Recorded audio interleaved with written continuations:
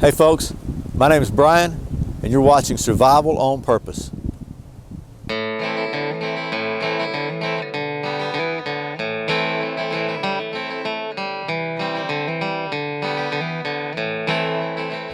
Okay, so I think we're going to call today's video, This is a Compass. It's pretty basic. A compass is a very basic piece of your kit that you're probably going to want to have if you're going to spend very much time in the outdoors at all.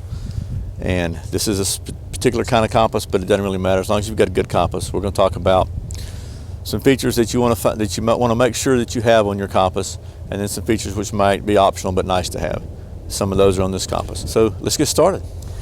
Okay, so this is my compass. It's a Suunto MC-2 if you're interested, but doesn't really matter what kind of compass it is. There's a few features that you really need to have on any compass, and any good compass will share. First of all, you got your magnetic needle, which is right here, and basically one side of that, obviously the one side of that's magnetized, and it points towards magnetic north, which, if you'll remember, is different from geographical or true north where Santa Claus lives. So this is going to point towards magnetic north, and we'll talk a little bit more about that in a minute. The next part of the compass that is you're going to need, make sure a good compass has, is an azimuth ring. And what that is you can see that it's got all the directions on it. And the cardinal directions are printed, which cardinal directions are like north, south, east, west, you know, that kind of thing. And then it also has the degrees printed around it. And if you remember, a circle's got 360 degrees in it, and starts at north, and going around towards east is 90, you know, so it goes clockwise around the compass until you get back to north. So that's helpful for finding precise directions. The next thing you want to, most good compasses are going to have, is going to be a base plate.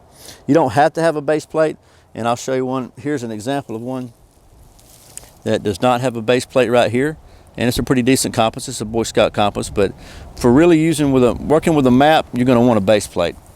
And I'll show you a couple other kinds of compasses in a minute. So those are the things. The other thing I want to make sure is you got this little area right here. You see the little two white dots with arrow, and that's really your orienting arrow, but most people call it a doghouse. And if you hear the expression, the needle in the doghouse, that's going to mean that your north end of your needle is in the doghouse, like that. So, and that's useful for when you're plotting a bearing and trying to maintain a bearing.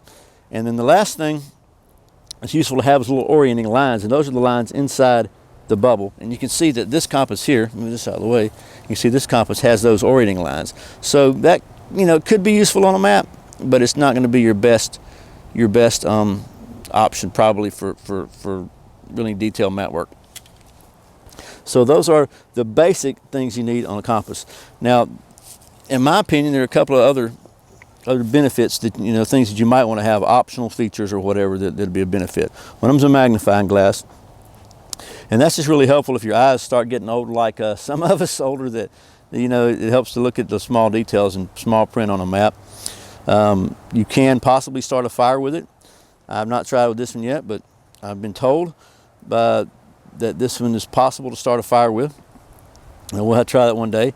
A scale on the side that shows you distances and scale. So, for example, most USGS maps are 1 to 24,000 miles, and you can see right here that this has a 1 to 24,000 scale on it. So every one of those dots is a tenth of a mile. So if you're working with a map, that really helps you to figure your distance. Another thing that's really helpful to have sometimes is a mirror here. So that helps you when you're, and we'll go over that in a minute, but that helps you when you're trying to set a bearing and plot a course. And you can also use it for signaling or, you know, getting stuff out of your eyes. And the last feature, which is pretty good to have, it's not critical because you really shouldn't be doing much navigating at night unless it's, you know, you absolutely have to. It's just not safe.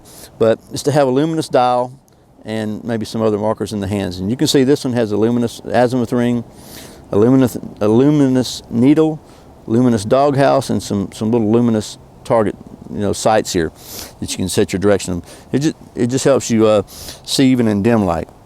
Okay, one other feature that is definitely optional, but it's extremely good to have, and this MC-2 does have it, and that's the ability to adjust the declination on the compass itself. Now, normally what you're going to have to do is, if you're trying to adjust your declination for your map, and there's a 4-degree difference, say, between magnetic north and true north, then you're going to have to turn your compass dial 4 degrees before you start working with your map. And we'll look at that on the map second. But every time you go to set a bearing, you change your bearing or whatever, then that's liable to change on you. You have to fiddle with that a lot, and you have to worry about twisting this if this moves or whatever. This particular compass has the ability to set your declination difference and be done with it. And the way that works is, you can see this little needle back here. There's a little brass screw right here, and it comes with a little tool right here on the lanyard. And if you turn that little brass screw, if I can do this when we get it on camera, you turn that little brass screw. I'll get my hand out of the way. Let's try this. You'll see what happens is, you watch the little needle over here. You can see it. You can see it moves, right? You just moved off center. So if you set that to wherever you want it, if it's 4 degrees east, this is marked east or west. So that actually says west declination right there. So you set it to where you want it, and then you forget it. Then it matches your map, and you're good to go. So that's adjustable declination. So a really good feature to have. It's not critical, but it'll make your life a lot simpler when you start working with your map. So those are both the I guess must-have features and some pretty good optional features that you can have on a compass, that I recommend having on a compass actually. So let's talk about types of compasses real briefly.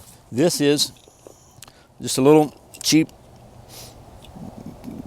tag thing that came from, I don't know, a promotional item, I'm sure. It's got what's called a button compass. I call that a button compass. You can see it's got no degree rings on it, and it's just a little button compass inset into it. This one seems to be working pretty good. It's pointing towards north. It's apparently liquid filled, but this is going to be, it's okay if you're just looking for north, south, east, or west, but it's not going to get you really, really precise. And probably wouldn't want to trust your life to something like this. But it's handy to have just for general direction if you're looking for, just want to know your general direction. And it's obviously better than nothing. So if that's all you got, that's all you got. But the next step up from that, my opinion, would be something like this. And I don't know what they call this. I call it a medallion compass. And it does have degrees around the exterior of it. And it does have orienting lines. So you could, use this with a map and get a pretty good bit of information out of it. And you could actually probably maybe set a little bit of a bearing. It does not have a doghouse or the ability to do that. And that's going to really limit your ability to use this for any bushwhacking, orienteering, cross-country kind of stuff. So this would be probably not my best option either. Next step up is just a standard base plate compass. This is a really old one. This is a Silva, made in Sweden, so it's a pretty good brand. You see it's old enough it's got a bubble in it, and that you shouldn't have a bubble in your compass. But even with the bubble, it's pointing north. And you can actually turn this thing, and it does have a doghouse. So it's got a doghouse. It's got orienting lines on it. It's got an azimuth ring. It has a scale on it. In this case, it's millimeters, and it has a base plate. So it has all the basics. This right here, this little compass here, even with a bubble, would be plenty good enough to navigate by and to use with a map. So this is in my opinion, this is the minimum that you need. But you can get a compass like this for $8, $7, $8. I saw some the other day. I mean, literally under $10. A good name brand. You can buy them for $4, $3, but I don't know that I'd trust those. But this is a Silva compass. It's made in Sweden. It's a good name brand, and this is long. This is probably, gosh, this thing's probably 20 years old, and it still works. So the next step up would be like this compass, and this is I don't know what you call it. It's a navigational compass. It's got a mirror on it. It's got sight lines, and we'll show you how to use all that in just a minute. But this will be the next step up. This one is about $50. It's somewhere in that ballpark, depending on if you catch it on sale or whatever. You can spend a little less or a little more and get that kind of compass. You can spend a lot more actually, but about $50. And the next step up, maybe not even a step up, but a totally different kind of compass. It's called a lensatic compass, and I don't have one of those to show you. I'll put a picture up here. But those are the ones that have like a little flip-up magnifying sight on one end. And there's a brand called Kaminga, that would be my recommendation if you're going to go with a lensatic compass, is go with a Kaminga. They're going to be $70 or so, or $100. For $100 you can get one with tritium in it that glows period all the time. It does not have to have a light source to charge the fluorescence. So that's going to be a lensatic compass. So those are different type of compasses. Again, in my opinion, that's going to be your minimum for doing any serious map work. Okay, I want to talk for a minute about how to use a compass. It's not really rocket science, but I'm trying to get this thing where the needle's free. So obviously, your magnetic arrow is going to point towards the north. So if you want to go due north, then you're going to turn it to where your needle's in the doghouse and put your north line straight up here. And on this particular compass, we've got a little mark here, another mark here, and then the mirror's got a mark. And it will actually, you can line yourself up. So if you don't have a map, but hey, there's a road east of here, and the sun's not shining out, you can't really tell which way is east or west or whatever, but there's an interstate to the east, 3 miles away or 4 or 5 miles away or whatever. Then the simple thing to do is you go ahead and turn your E to the direction of travel. Okay, so you want to travel, that's the direction you want to travel, this way. And then turn your compass until the needle is in the doghouse. Okay, and now as long as you walk that way, okay, and you keep the needle in the doghouse, then you're going to be going east. Now if you start straying off, all of a sudden now you're not going east anymore, you're going northeast.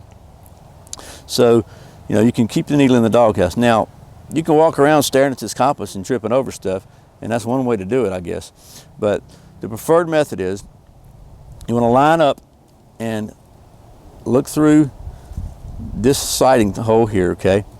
Line up and look through the sighting hole and find yourself a target, as far away as you can see, really, a target that you can aim for, a big tree or something that you can see and you can walk to, that is in that target area, in that line. And then you walk to that target, and you don't have to look at that anymore till you get to your target. You've already sighted in on it. Just keep your eyes on your target and you're good to go. When you get to that target, then make sure you put your needle back in the doghouse, find a new target and walk towards it, and you just kind of hopscotch your way along from target to target, and just make sure you got your needle in the doghouse every time you get to the target, and when you sight on your next target, and you'll be going in the right direction. We'll just say you're going to go north. We'll just do that, okay? That makes it simple for the video here. Say you want to go north. Then you can, got your needle in the doghouse, then you can bend this mirror down, and you can actually look through the mirror and you can see if the needle's in the doghouse or not. And so you can aim at something through this little sighting hole right here, and you're looking across here, and that way you really know that you got your target is in the correct direction. Let's take a look at a map real quick and briefly, not go into a lot of detail, but show you the basic way of using a compass with a map. So readjust this. Okay, so if you're working with a compass and a map, the first thing you're going to want to do is look at the bottom of your compass, bottom of your map, and look for your compass rose. You can see on the compass rose that there's a 4-degree, 12-minute difference between magnetic north, which is an MN, and true north, which is a star. So that means that if you try to use your compass without adjusting it, and you line it up with the edge of the map where it's straight, it's going to be 4 degrees off. Let me back this up and show you what I mean. So for example, if you're here and you want to figure out which direction I need to go to get to here, and I'm going to go cross country, well, your compass is going to be 4 degrees off. So if you're trying to get here, you may wind up over here. So obviously that's not a good thing. So that's why you need to adjust the declination on your compass. As a matter of fact, to show you how easy it is, I'm going to use the old 20-year-old bubble model. Let me zoom this back in. Okay, so you want to start with your compass on 0 or north. So you put your north line at the top, okay?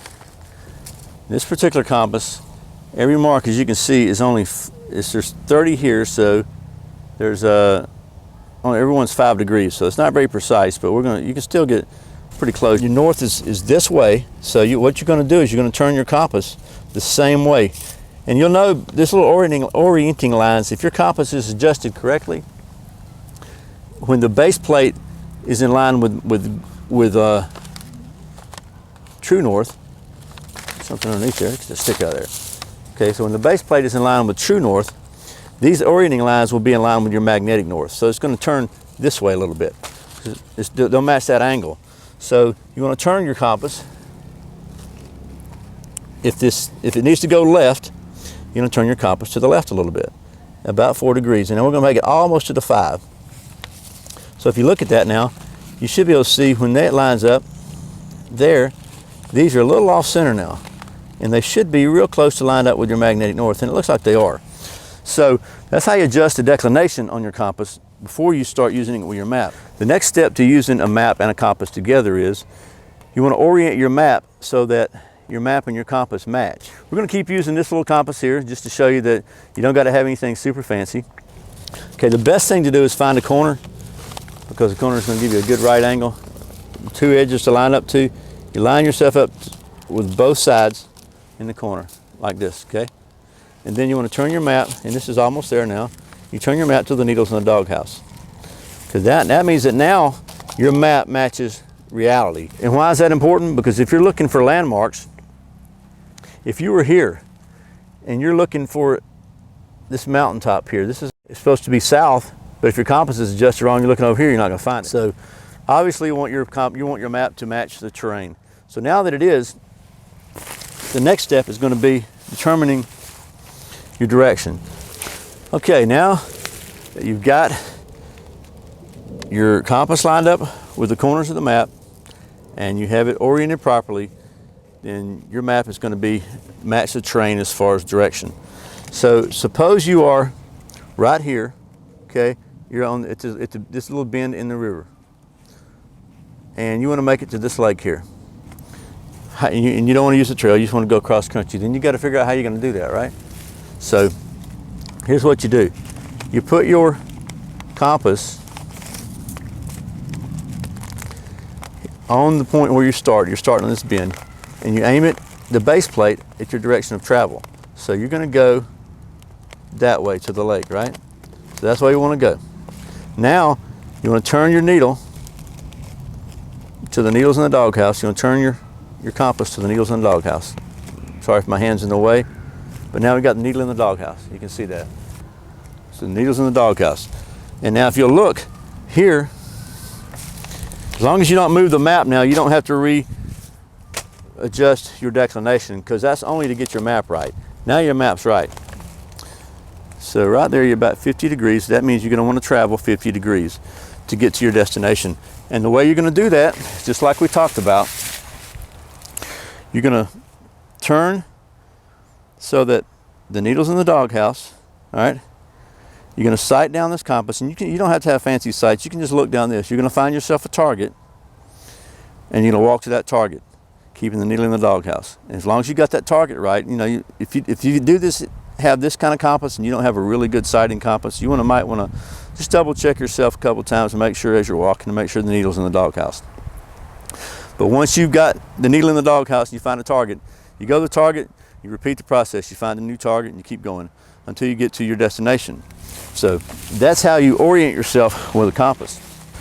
Okay, the next step in the process, and it's not really a compass issue, it's more of a land navigation issue, but you want to determine the distance from where you're at to where you're going. And the way to do that, simplest way to do that, is to use the scale on your map. So this particular map, the scale is 1 to 24,000. So that means 1 inch equals 24,000 inches. If you do the math, 1 inch is 2,000 feet, and it shows you that down here, 1,000, 2,000 feet.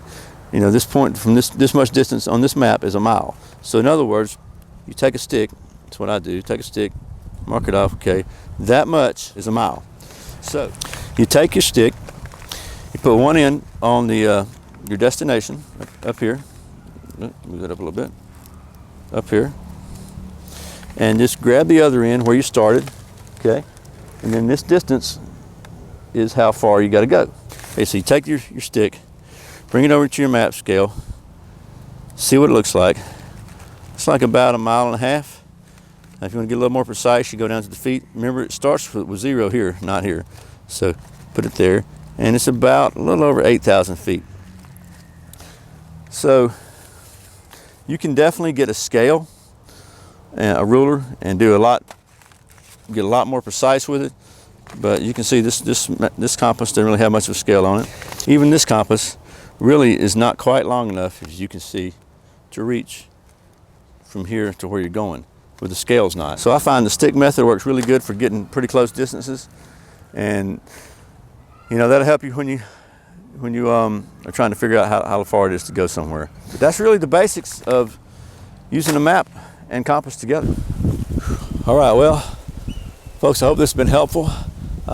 In my opinion, a compass is a basic piece of kit that everybody really should have if you're going to spend any time in the outdoor.